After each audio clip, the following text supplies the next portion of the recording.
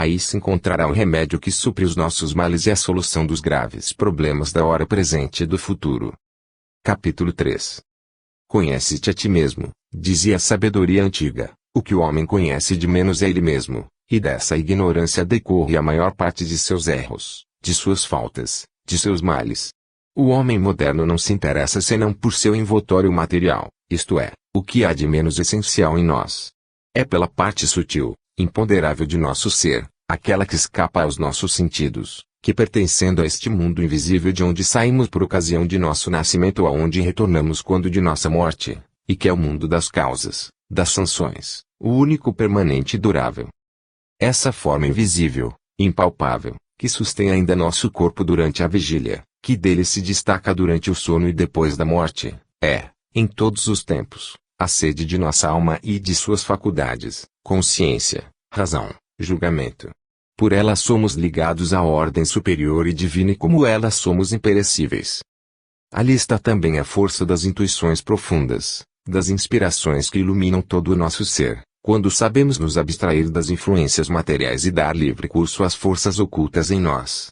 Mas o homem ouve raramente as vozes que falam nele, distraído que está, na maioria das vezes, pelas preocupações exteriores.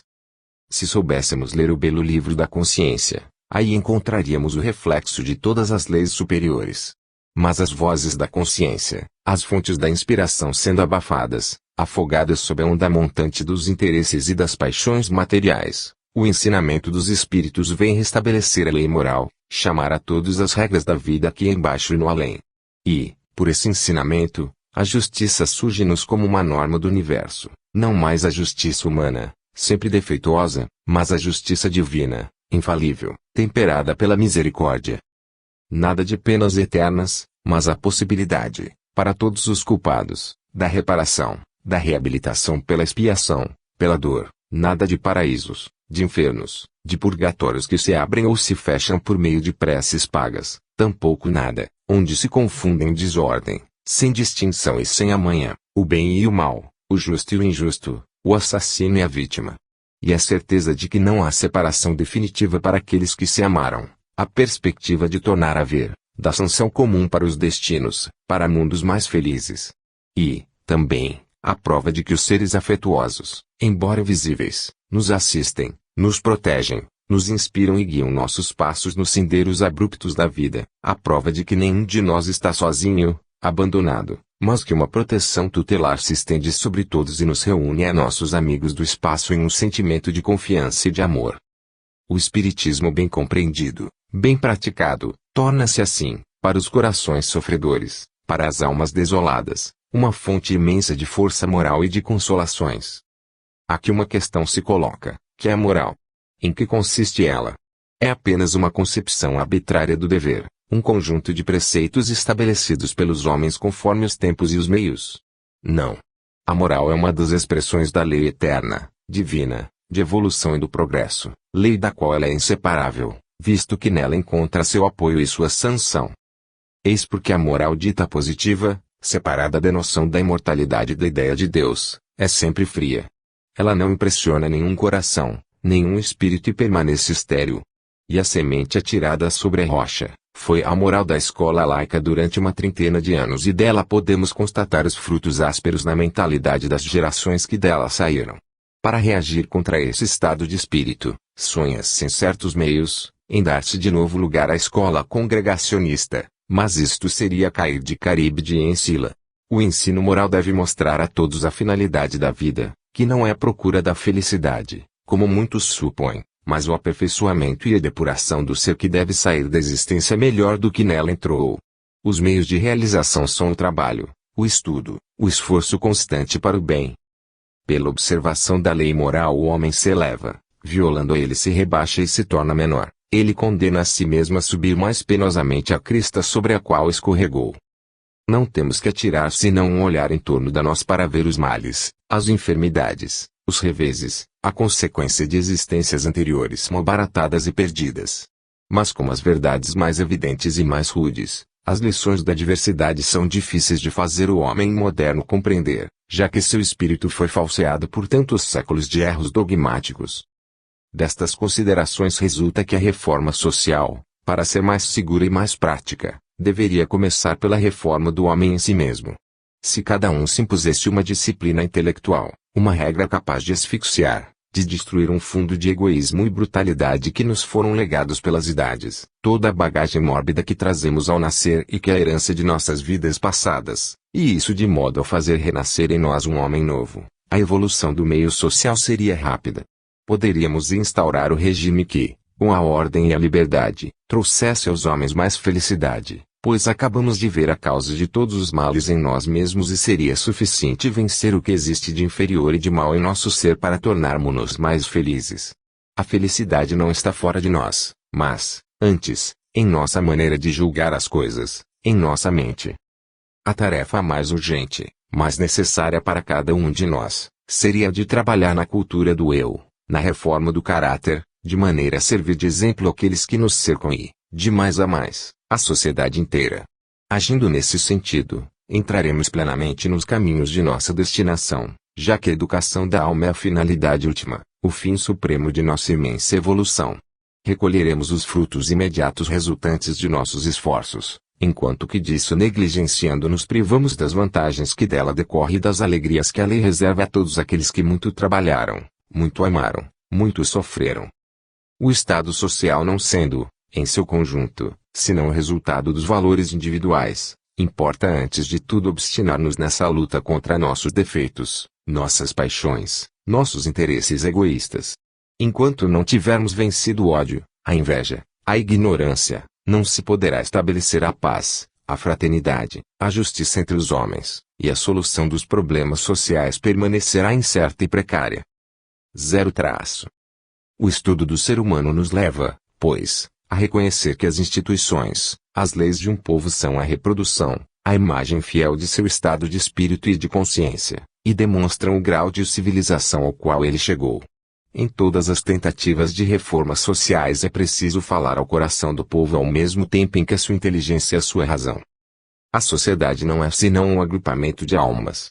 Para melhorar o todo é preciso melhorar cada célula social, isto é, cada indivíduo.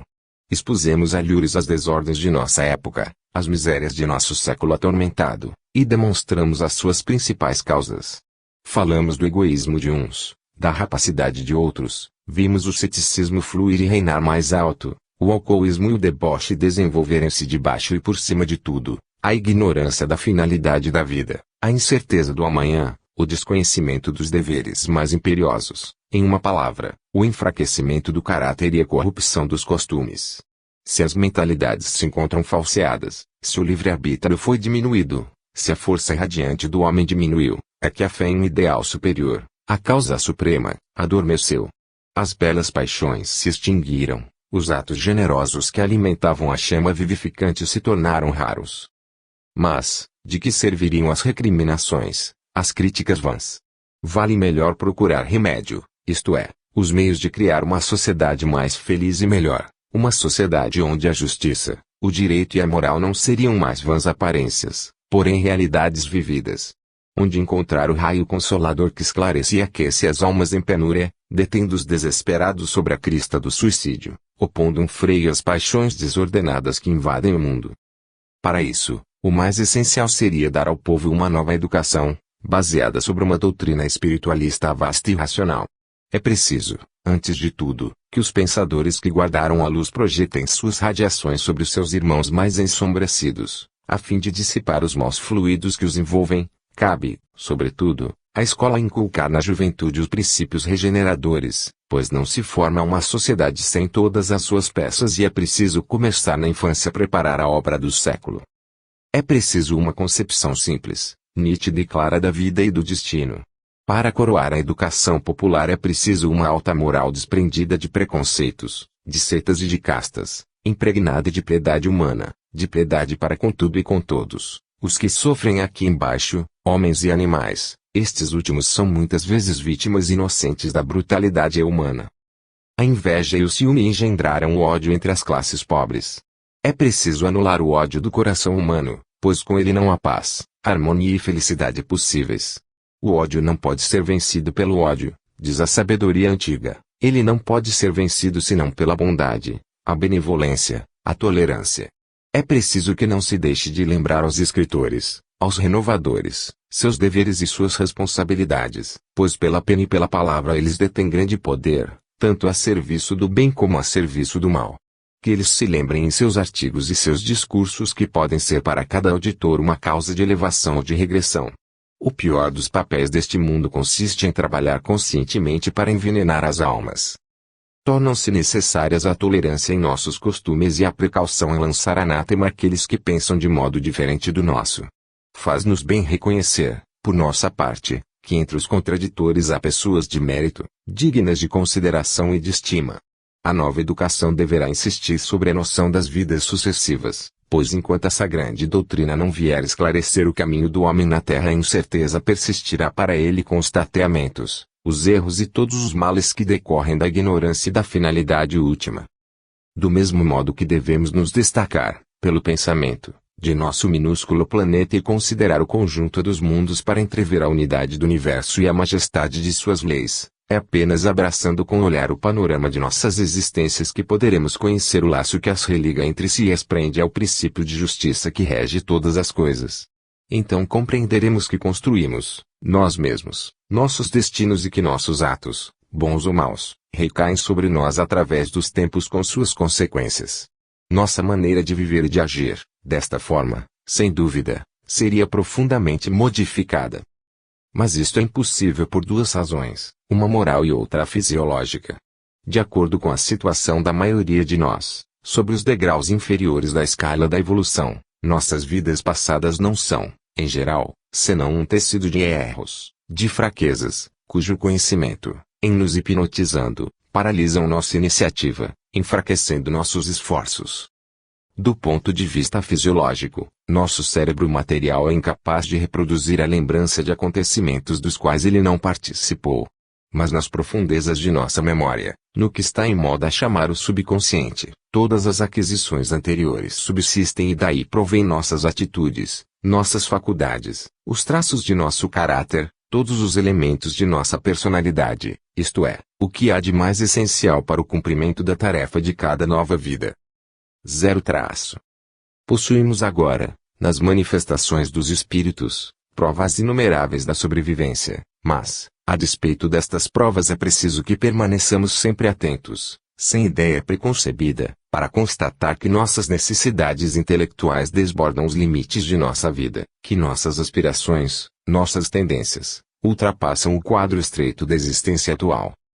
Em todo o ser pouco evoluído observa-se como um reflexo, um resumo, uma síntese das forças universais, matéria, força e espírito, e por esses três aspectos nós nos sentimos arrebatados a esse universo imenso e a sua finalidade. As formas apenas passam e se esvaem, as forças se afinam, a alma permanece indestrutível. É preciso compreender que tudo no universo, justiça, verdade, moral, se combina e se funde em um princípio único que é a lei viva do universo e se identifica em Deus. Apenas quando o homem gravou essa lei em sua consciência e dela fez o móvel de suas ações é que ele entra em comunhão divina e goza as alegrias espirituais que dela decorrem. Certamente, este fim, este resultado é longínquo, ele é difícil de ser realizado plenamente na Terra. Entretanto, todas as grandes obras nele se inspiram, sem que sejam destinadas a perecer. Os socialistas devem pois adotar essa lei natural acima de tudo e dela fazer a regra de seu trabalho, a base de suas organizações. Com efeito, como poder-se-ia vencer o mal, o erro e a injustiça no mundo se não se começar a vencê-la em cada ser em particular? Esta luta, entre todas, é meritória e fecunda. A cada passo à frente, isto é, a cada conquista sobre suas paixões, o homem sente-se a crescer em suas forças radiantes e a influência benévola que ela exerce em seus semelhantes. Ele aprende pouco a pouco a unir seus esforços àqueles do mundo invisível para a realização da obra comum, o aperfeiçoamento social. Deste ponto de vista repetimos que o socialismo teria um grande papel a desempenhar. Este seria o de fazer penetrar na alma do povo o culto da beleza intelectual e moral, sob formas simples, porém capazes de reagir contra esses prazeres malsãos em que o espírito se corrompe, em que o gosto se perverte. Seria o de elevar o pensamento para o ideal onde converge toda a evolução universal, para as alturas onde irradiam a luz, a verdade e a bondade. Pois não basta assegurar o bem-estar material, é preciso também dar ao homem a força moral que o sustentará nas provas, nos reveses, nas moléstias, como diante da morte daquele que ele amou.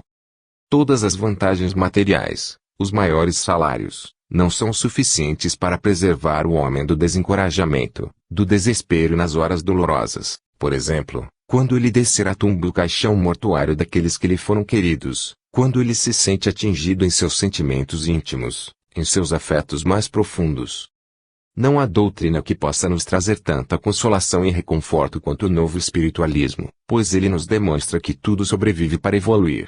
As almas que nos antecederam no além guardam-nos os tesouros de sua ternura, nos protegem, nos assistem em circunstâncias difíceis e nós as encontraremos um dia para percorrermos juntos novas etapas ascensionais. Podemos mesmo obter provas de sua sobrevivência e do interesse que continuam a ter para conosco. Muitas vezes notei que para a maioria dos operários o trabalho manual é puramente maquinal e deixa toda a liberdade ao pensamento. Se este fosse regularizado, disciplinado, orientado para um fim elevado, ele poderia tornar-se um meio poderoso de aperfeiçoamento para o indivíduo e, por reflexo, sobre todo o meio ambiente, enquanto que o pensamento flutua quase sempre sobre assuntos pueris e vãos, perdendo assim todo o seu poder educativo e social. Assim como o adágio da sabedoria oriental, somos o que pensamos, aquele que fala e age segundo um pensamento puro, a felicidade segue-o como sua sombra. Mas os ocidentais não sabem administrar o jogo de suas faculdades e esta é a razão porque a existência é muitas vezes tão estéril para o seu avanço. Eles vieram à Terra para aqui se engrandecer intelectual e moralmente, e daqui saem como chegaram sem cuidar de suas recaídas possíveis, renascimentos em meios grosseiros e inferiores, onde as tarefas serão mais penosas e mais rigorosas. A lei sobre a jornada de 8 horas oferece ao operário mais lazeres para o trabalho intelectual e a cultura do eu. Que ele saiba disso e tirar partido, é preciso não perder de vista que nossas responsabilidades se medem pela extensão de nossa liberdade e de nossos meios de ação. E isto se aplica aos homens de todas as classes e de todas as condições. É preciso que todos aprendam a desprender, por vezes, seus espíritos dos burburinhos terrestres, a lançar seus olhares para os vastos horizontes onde o destino chama, sem o que arriscariam a se reencontrar, para além da tumba, no estado de tantos humanos descuidados da lei moral, isto é, em um estado prolongado de perturbação, de inquietude e de obscuridade. Desnecessário é dizer que toda a destinação do ser, as condições de sua vida futura, sua situação no além, tudo é regido por uma lei imanente que traz em si mesma sua sanção. O homem, por seus atos, faz nele próprio, em sua alma, a luz ou a treva. Esta lei imanente, que não é senão a lei moral, não é, pois, o resultado de uma convenção terrestre, porém qualquer coisa de mais alto e maior, o reflexo do pensamento divino, a forma suprema da beleza eterna. Apenas através dela chegaremos a triunfar sobre os baixos instintos e forças inferiores, a orientar nossas forças a uma finalidade sempre mais elevada. Através dela nos sentimos livres e responsáveis, verdadeiramente filhos de Deus, dele emanados e destinados a ele retornar. Capítulo 4. A rivalidade entre os partidos desperta, por vezes, paixões bastante violentas para obscurecer as mais altas inteligências e falsear os melhores julgamentos. Assim, convém não tocar as questões sociais senão com grande seriedade. É preciso aproximar-se do término de uma longa carreira, ter adquirido uma madura experiência dos homens e das coisas, ter se afastado por antecipação das contingências terrestres, para disso falar com uma serena imparcialidade. Este é um pouco o meu caso e por isso me propus a abordar essas questões com inteira franqueza. Recebi sobre este assunto um certo número de cartas que apresentam as nuances mais variadas de opinião, desde as aprovações mais calorosas até as críticas mais amargas. Não podendo responder a todas, envio aos seus autores, indistintamente amigos e adversários, aprovadores ou críticos, uma radiação do coração, um pensamento igualmente simpático. Eu pediria, apenas, a meus contraditores que prestassem muita atenção na finalidade dos artigos que escrevo antes de julgar-me e de condenar-me. Em todos os tempos, em todos os meios, a questão social foi objeto de preocupações de pensadores, filósofos e de homens políticos, deu nascimento a uma multidão de teorias e sistemas, caos confuso onde o pesquisador encontra dificilmente o fio de Ariadne que os impedirá de se desgarrarem. Ainda hoje os socialistas dividem-se em escolas diversas. Os alemães, em número importante, prendem-se às teorias de Karl Marx, que se inspiram no materialismo brutal, preconizam as lutas de classe e sua conclusão, logicamente, desemboca em uma ditadura do proletariado, isto é, no bolchevismo. Ora, sabe-se o que este regime proporcionou à Rússia. Voltaremos mais tarde a tratar deste assunto. Depois do sucesso das forças armadas alemãs em Sadov e logo após em Sedan, as teorias marxistas ganharam uma grande extensão. A social-democracia tinha se tornado bastante poderosa para impedir a Grande Guerra, mas, apesar da promessa feita a Jaurès, ela não apenas voltou os créditos militares, pedidos pelo imperador em vista dessa guerra, como tomou nela uma parte pérfida e cruel. Por este fato ela assumiu, diante da história, uma pesada e terrível responsabilidade. Os socialistas franceses adotaram, de preferência, as doutrinas de Fourier e de Proudhon. Seu fim comum é a supressão do salariado em proveito de um novo regime de propriedade em sentido coletivo com a socialização dos meios de produção e de troca. Mas, desde o começo, vê-se passar nos modos de aplicação, tanto entre os unificados como em outros agrupamentos, divergências de opinião que se revelam e contradições que aparecem. É aí, sobretudo, que lhe falta um ideal superior que religasse todos os esforços e vantagens e se fizesse sentir, pois não é o materialismo em voga nestes meios que é susceptível de inspirá-lo. Pelo contrário, os apetites se fazem à luz e o socialismo muitas vezes serve de trampolim a ambiciosos destituídos de brio que utilizam para chegar a seus fins políticos, sem cuidar dos engajamentos tomados, o que muitas vezes contribui para o desacreditar na opinião geral. Estamos, pois, em presença de duas grandes correntes opostas, uma germânica e russa, outra ocidental. A primeira, vimos, inspira-se num dogmatismo estreito e brutal, formado de teorias preconcebidas, sem relação com as necessidades sociais. Ele conduz retamente à dominação exclusiva de uma classe, aos terrorismos e ao nivelamento. O Sr. Snad, em seu estudo muito documentado sobre les partis políticas alemães, faz notar que no Reichstag os socialistas, pouco inclinados a reconhecer o Tratado de Versailles e o direito da França às reparações de guerra, sustentaram todos os governos que aludiram às obrigações, e não é exagerado pretender que todos os partidos políticos, alemães, tinham apenas um desejo, o de fazer o fracassar a paz. A corrente ocidental, francesa e inglesa, é, todavia, organizadora, construtora. Ela se estende por todos os seus meios, sindicalismo, cooperativismo, participação, mutualidade, seguros sociais, proporcionando aos operários de toda a ordem uma parte crescente dos benefícios da produção e no regime da propriedade. Pretende essa organização de próximo em próximo criar uma vasta organização internacional que seria a Sociedade das Nações vivendo e agindo pacífica e mediadora. Seu erro é acreditar que se pode atingir o resultado somente através de medidas políticas e econômicas. Esquece-se de que é preciso, acima de tudo, uma fé ardente, um ideal elevado capaz de fecundar todos os esforços. Esquece-se de que é preciso o espírito de devotamento e sacrifício para fazer nascer o sentimento de altruísmo que é o cimento necessário a toda edificação social. Qualquer que seja o ponto de vista em que nos colocarmos, pode-se organizar a vida aqui embaixo sem saber qual é a sua finalidade e suas leis, para quais horizontes ela nos conduz. Um conhecimento mais extenso da vida universal e da solidariedade que nos religa a todos os seres mostrará aos socialistas que é preciso elevar-se acima dos interesses de casta e de classe para realizar qualquer obra de maior vulto e mais durável. 0.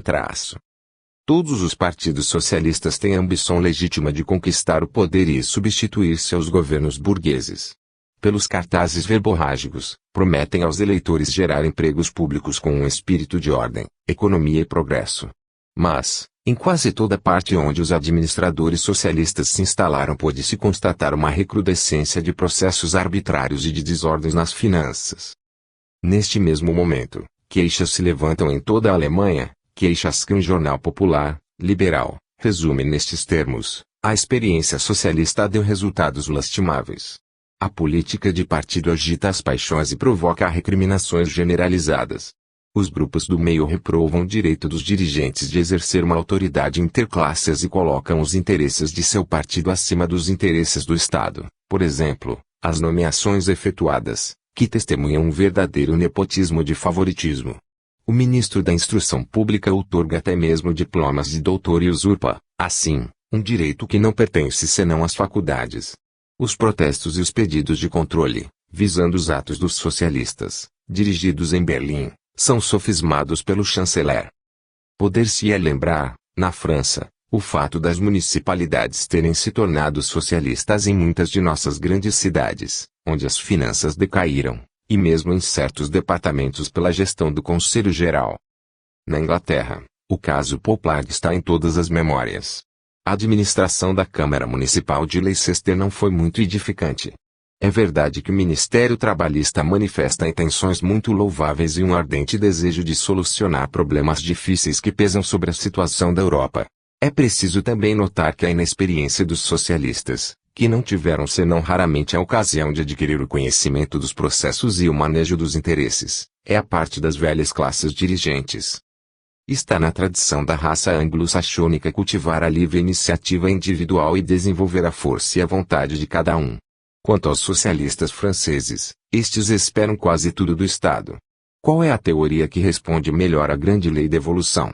A primeira assegura não apenas a riqueza e prosperidade das nações, mas também a conformidade com o princípio universal que conclama a todos os seres para o melhor, para o bem, fazendo crescer sem cessar o haver pessoal e coletivo. O encampamento de todas as coisas pelo Estado paralisa os esforços laboriosos, extingue a livre concorrência e o espírito de emulação.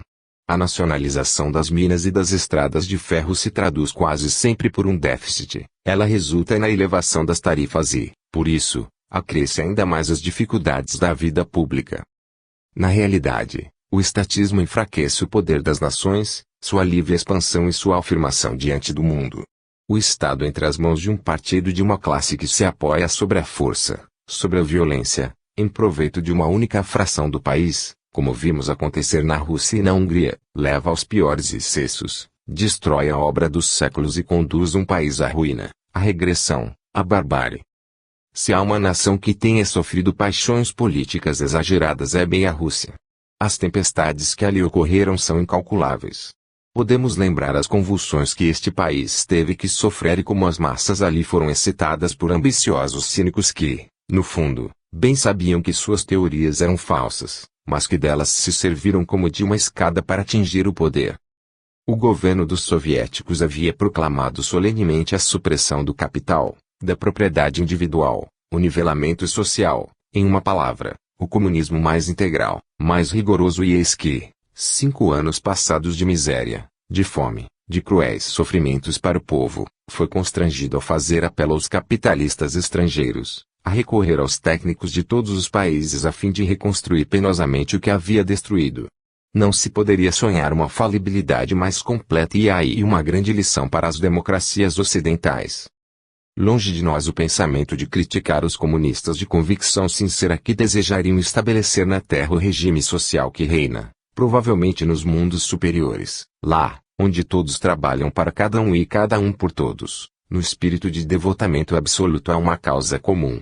Esse regime exige qualidades morais e sentimento de altruísmo que não existe senão em condições excepcionais em nosso mundo egoísta e atrasado. Poder-se-ia fazer das teorias comunistas, à parte, aspirações generosas, mas seria fácil demonstrar que elas são prematuras e inaplicáveis na sociedade atual. Fora preciso séculos de cultura moral e de educação popular para levar o espírito humano ao estado de perfeição necessária a uma tal ordem de coisas e, daí, a posse individual dos frutos do trabalho permanecerá como estimulante indispensável, o meio de emulação que assegura por em ação o equilíbrio das forças sociais.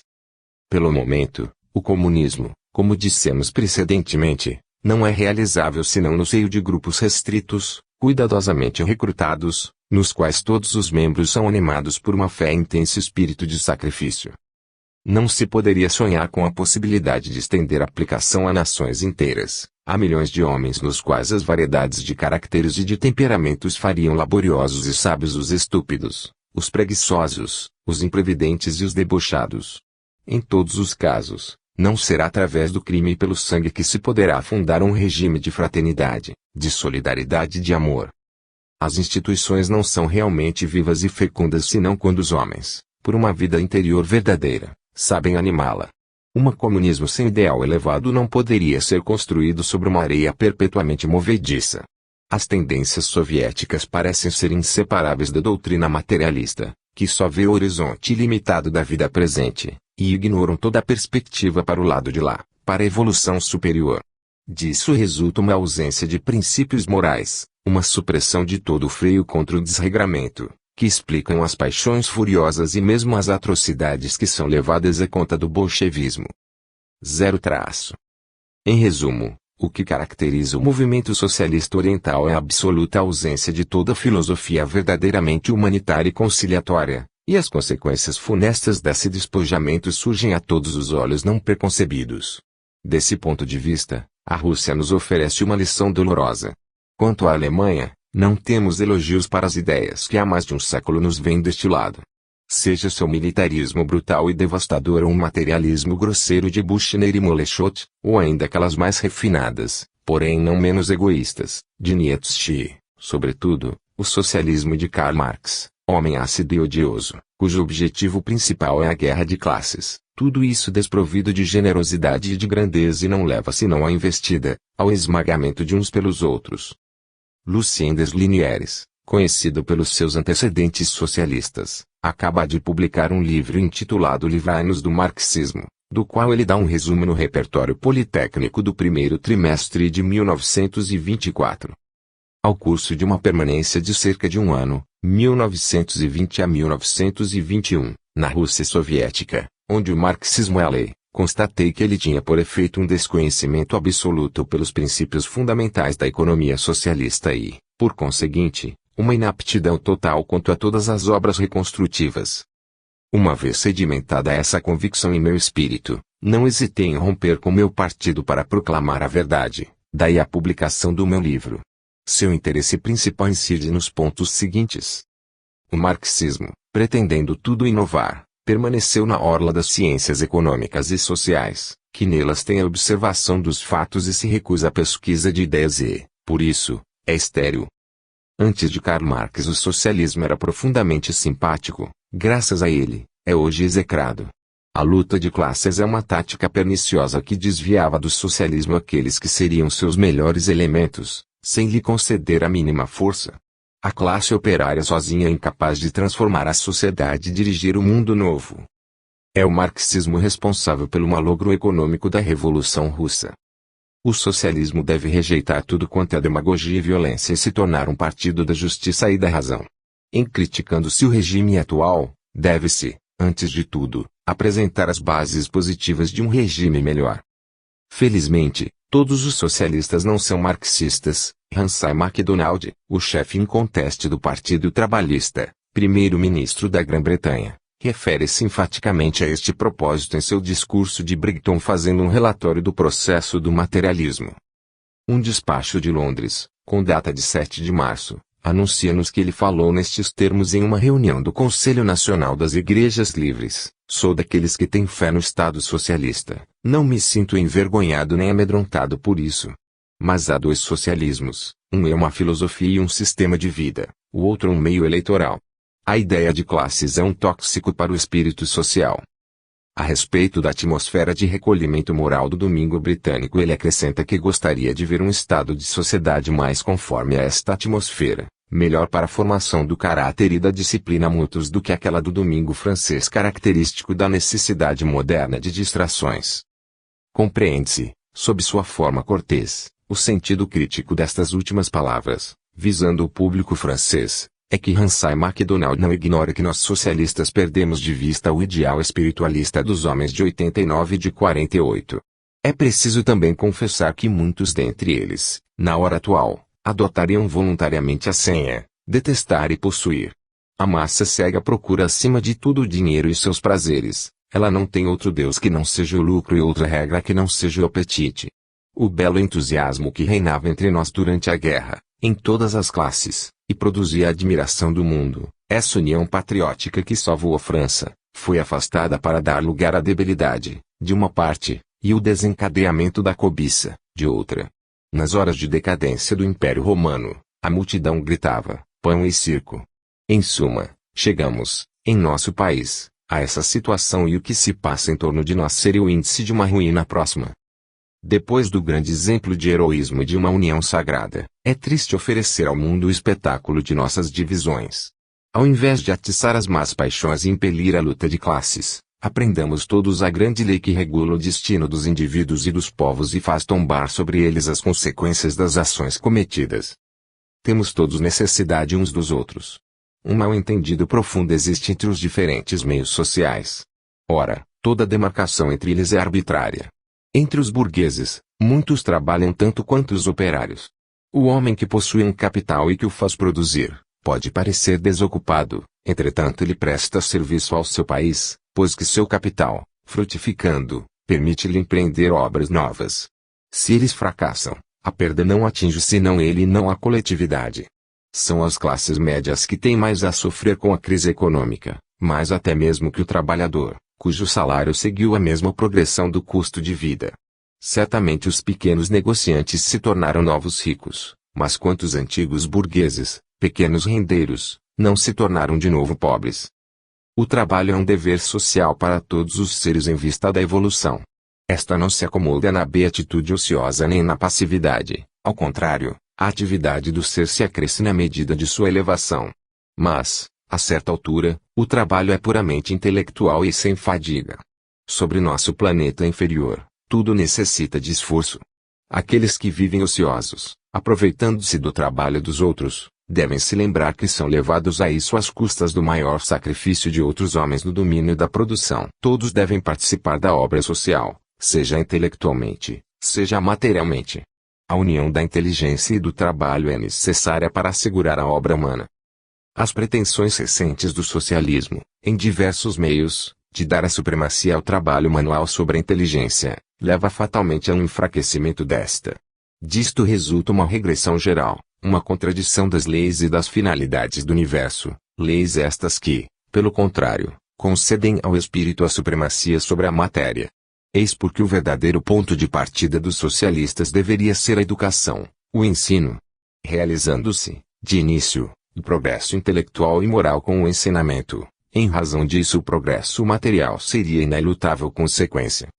Toda tarefa da inteligência compreendida e realizada enobrece aqueles que dela sentem a grandeza, e a causa socialista não poderia senão beneficiar-se, as suas reivindicações por vezes justificadas, se ela acrescentasse essa noção do ideal do espiritualismo que resume todas as aspirações generosas e as esperanças da humanidade.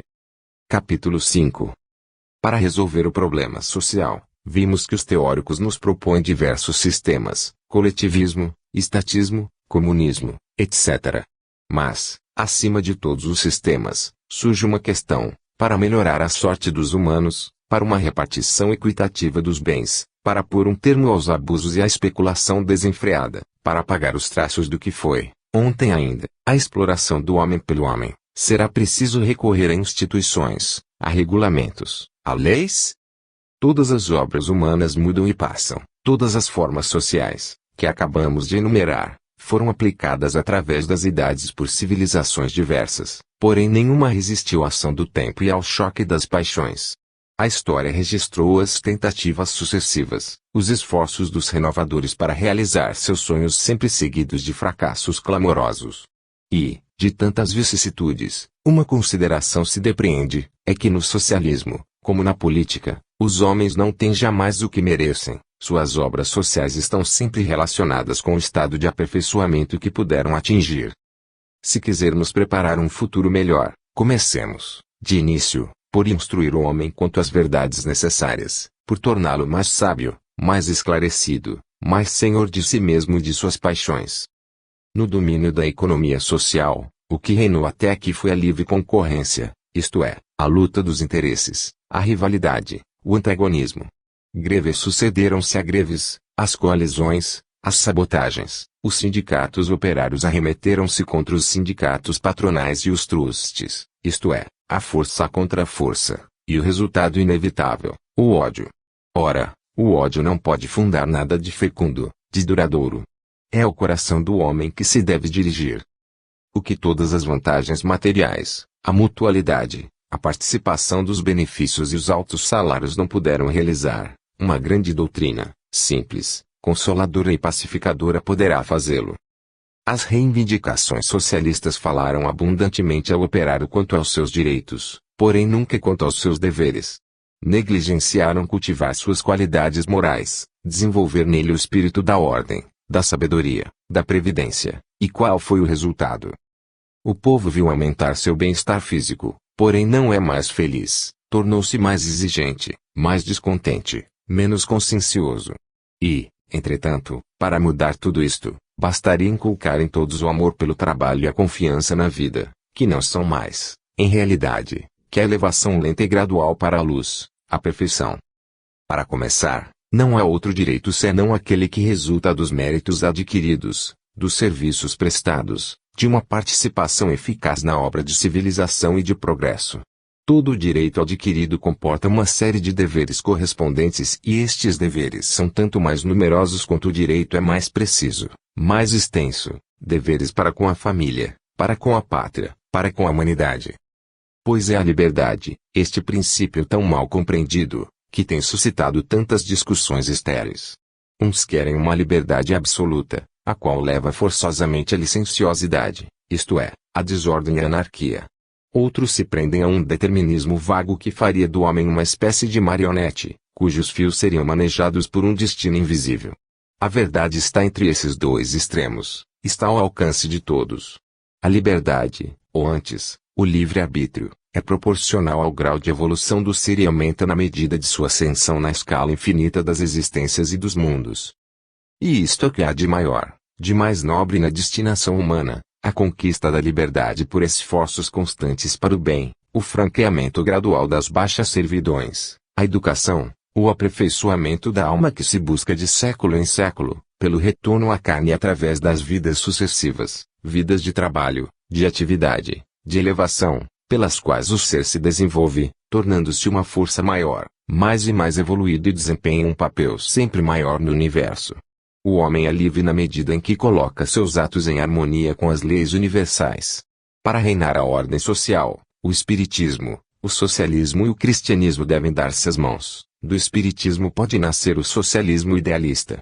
Há um interesse capital em congraçar essas três ordens de ideias. O ser deve se aperfeiçoar desenvolvendo suas qualidades inatas e apagando os estigmas de suas vidas anteriores. O socialismo não é, pois, em realidade, senão a aproximação dos fluidos de uma mesma natureza, sua fusão e sua harmonia na vida humana e segundo grau atingido ao curso de existências percorridas. O conhecimento das leis espirituais é, pois, indispensável para estabelecer a verdadeira natureza do ser e sua possível adaptação aos diferentes meios sociais. É preciso que cada ser, possuindo uma força irradiante, um poder atrativo, o transfira, por via de vibrações, aqueles nos quais o mesmo fluido circula mais fracamente. Isto seria o verdadeiro comunismo. O objetivo essencial é obter uma correlação direta entre os pontos de vista moral, fluídico e material. Os grandes missionários espirituais foram, a títulos diversos, grandes socialistas. O socialismo é a elevação da coletividade na ordem física e moral, e essa melhoria deve ser regulamentada pela justiça e a razão. Eis porque se torna preciso chegar a uma fusão integral, por mudanças de força suscetíveis de paralisar as paixões e os caprichos que subsistem em nós. Não sendo a vida atual mais que um estado transitório, nenhum dos problemas que a ela se relacionam pode ser logicamente resolvido se negligencia levar em conta tudo o que condiciona ao passado e a finalidade que ela deve atingir no futuro. Antes de tudo, convém desenvolver o sentido moral na criança e no adulto, isto é, o sentido elevado da vida, de seus deveres, suas responsabilidades, gravar profundamente no pensamento e no coração do ser humano essa lei imprescindível das consequências dos atos que trazemos no curso de nosso destino, todos os elementos bons ou maus, que tivermos gerado. Então, a dignidade humana se encontraria realçada, a existência revestir-se-ia de um caráter mais nobre, uma finalidade mais precisa, isto seria a construção, por nossos próprios cuidados, através dos séculos, de nossa personalidade, a edificação de nosso destino. Somos o que fizemos de nós, nossa sorte, feliz ou desgraçada, está em nossas mãos. Assim, no encadeamento das nossas vidas, a ação da justiça se torna mais evidente. Tudo o que fazemos recai sobre nós através do tempo, em alegrias ou em dores.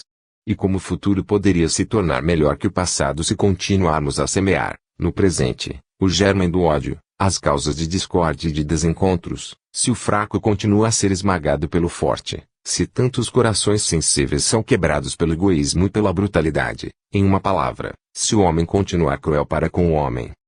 Todos os fluidos impuros causados por nossas paixões, engendrados pelas obras do mal, pelas injustiças cometidas, se acumulam em silêncio sobre nós e, depois, um dia, quando a medida estiver cheia, a tempestade estoura sob a forma de flagelos, de calamidades, fontes de novos sofrimentos, pois os excessos do gozo levam, fatalmente, a um crescente de dor até que o equilíbrio seja restabelecido na ordem moral como e na ordem física. O abuso dos prazeres, o excesso do luxo, o alcoolismo e o deboche se resgatam pelo sofrimento, as privações, a miséria. Aprendamos a ser sóbrios e comedidos em todas as coisas. O operário frequenta muitos bares, prefere os filmes realistas e os lugares malfazejos. Mas é preciso que as classes dirigentes deem o exemplo para não fazê-lo converter o prazer em regra predominante de sua vida. As catástrofes, o jogo do que denominamos as forças cegas, não nos surgem inexplicáveis senão porque desconhecemos as causas invisíveis que as produzem e que, as mais das vezes, emanam de nós mesmos e se explicam por nossa inferioridade e violações da lei. Mas, ao contrário, toda alma penetrada por essa lei, por essa necessidade de evoluir, sentirá a grandeza de seu papel. Em presença dessa ordem universal que sempre traz consigo os efeitos de suas causas, diante dessa perfeição de formas e de regras, ela compreenderá que essa perfeição é chamada a realizar nela e em torno dela, e que, por isso, o infinito do tempo e do espaço lhe estão franqueados. Se consagrássemos à educação das massas e à vulgarização dos princípios soberanos apenas um quarto das somas que gastamos para as obras de destruição e de morte, a face do mundo seria logo modificada, o progresso seria mais rápido no funcionamento das obras sociais. Pelo desenvolvimento do senso moral e a evolução das inteligências, muitas causas de sofrimentos desapareceriam e a humanidade se encaminharia, em passos mais seguros, para tempos melhores. A guerra, dissemos precedentemente, ao invés de servir de lição, foi seguida por um despertamento de paixões violentas e de baixos apetites. O poder corruptor do dinheiro, a floração do vício e do crime não fizeram mais que se acrescer. Nem a religião, nem as ciências, nem as disciplinas sociais puderam deter, ou pelo menos abrandar, esse vagalhão impuro que arrebata a humanidade. Far-se-ia preciso uma outra coisa, agora que tantas instituições mostraram sua impotência. A intervenção do mundo invisível torna-se necessária para despertar nos cérebros obnubilados a noção da imortalidade e as exigências que ela comporta. Isso deveria ser feito lenta e gradualmente, a fim de não perturbar os cérebros obscurecidos e mal equilibrados. Torna-se necessário um apoio sobre uma acumulação de provas irrefutáveis. E é o que se realiza, por uma ação providencial. Assim, a humanidade desgarrada, desnorteada, recebe esse impulso do alto que a conduz ao caminho seguro, a rota real da alma conforme a expressão de Platão.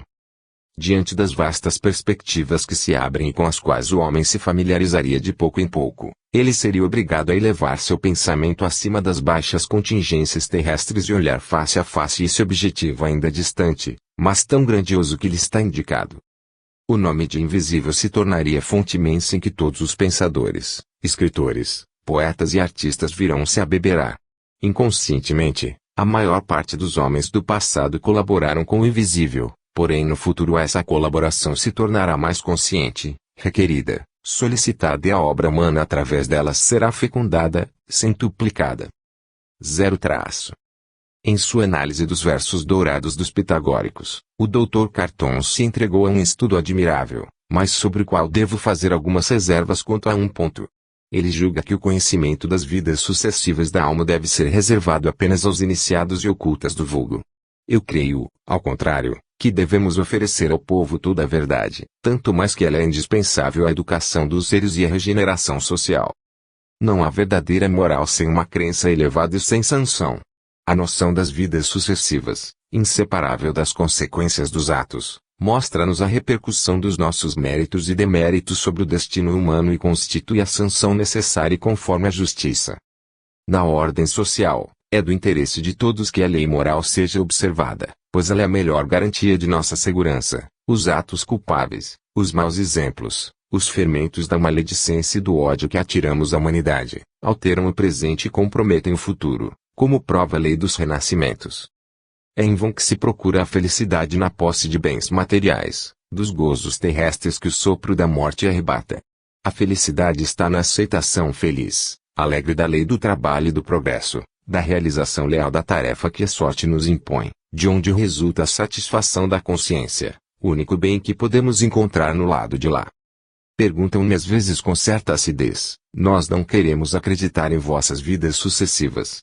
Ao que eu replico: se credes ou não, isto não impede em nada que estejais submetidos a ela de modo inexorável, pois a falta dessa lei de trabalho e de evolução leva a um sofrimento. Todos devem sofrê-la, mas aqueles que não a podem explicar nem compreendê-la recolhem menos proveito para sua depuração e seu avanço. Uma crença elevada, dissemos, é necessária, não podeis encontrá-la no ensinamento atual das igrejas, que está enredado em muitos erros. Vós não podeis encontrá-la no materialismo, nos dias atuais em que a sobrevivência nos é comprovada por tantos fatos. Essa crença regeneradora o Espiritismo vos traz. Mas se não podeis vos elevar ainda até essa concepção grandiosa das coisas e das leis, crede pelo menos em vós mesmos, em vossa alma imortal, nessas forças ocultas que vosso dever e vosso papel é desenvolver, pôr em ação, a fim de subir mais alto para a luz, para a compreensão de tudo quanto é belo, grande e poderoso no universo. 0. Os revolucionários violentos, que pretendem fundar a ordem social no sangue sobre ruínas, não passam de cegos e desgarrados. A harmonia social não pode se estabelecer senão sobre a justiça, a bondade, a solidariedade. O verdadeiro comunismo, por excelência, exige a doação de si mesmo, um sentimento de altruísmo que leve até ao sacrifício. Também vimos que não foi praticada até aqui de uma maneira durável senão em associações religiosas. Elas se inspiravam em um ideal superior. Em seus arrebatamentos de fé e de amor chegavam à renúncia pessoal, em proveito da coletividade. Ainda é preciso notar que esta renúncia implicava o esquecimento da família. Ora, a família é a base essencial, o pivô de toda a sociedade humana. Um tal sistema não poderia, pois, generalizar-se. A solidariedade dos seres, na comunhão universal, é um princípio sagrado no qual deve-se inspirar toda grande obra humanitária. Com o materialismo, a solidariedade não passa de um bem passageiro, efêmeros, que liga os homens entre dois nadas. Mas os ensinamentos dos espíritos, essa ideia de solidariedade cresce, reveste-se de uma amplidão, uma autoridade que se impõe. A ascensão coletiva, por meio de vidas incessantemente renascidas, nos une estreitamente aos nossos companheiros de viagem eterna. Somos, pois, interessados no aperfeiçoamento moral de um meio em que precisamos regressar e, por conseguinte, a dos seres que vivem conosco. A educação das almas, segundo a grande lei da evolução, e as consequências do nosso passado, nos obriga a renascer em diferentes condições sociais, seja para reparar nossas faltas anteriores, seja para adquirir qualidades inerentes a estas condições. Importa, pois, a todos, trabalhar para poder reinar aqui embaixo em todos os meios, a ordem, a justiça e a harmonia. Ninguém eleva a si mesmo senão ajudando aos outros a avançar na escala imensa, fazendo penetrar neles os conhecimentos e as qualidades adquiridas. Ligados através de nossas vidas, prosseguiremos todos para um fim comum, sentimos-nos unidos por laços poderosos e chegaremos, com o tempo, pelas perfeições realizadas, a constituir uma única e grande família, um grande ser coletivo do qual os membros vibram em uníssono sob as radiações do pensamento e do amor divino. Na longa sequência de existências percorridas, na lenta e rude escalada das almas para uma finalidade sublime, mil circunstâncias nos levem a entrar em contato com outros seres, a viver sua vida, a participar de seus esforços, seus trabalhos, seus prazeres e suas dores. É assim que, através dos séculos, se apertam os laços que nos prendem à massa humana. Tudo que atinge nos toca, tudo que afere nos atinge. Diante dessas perspectivas, a solidariedade nos aparece muito mais larga e poderosa do que com as pálidas teorias materialistas. Unidos por sinais e fins comuns, somos acompanhados por um mesmo Pai e retornamos para Ele a fim de viver, um dia, pelos méritos adquiridos, na paz e na luz. Em face de tais horizontes, em que se tornam as mesquinhas rivalidades, o ciúme, o ódio, todas as miseráveis competições da terra.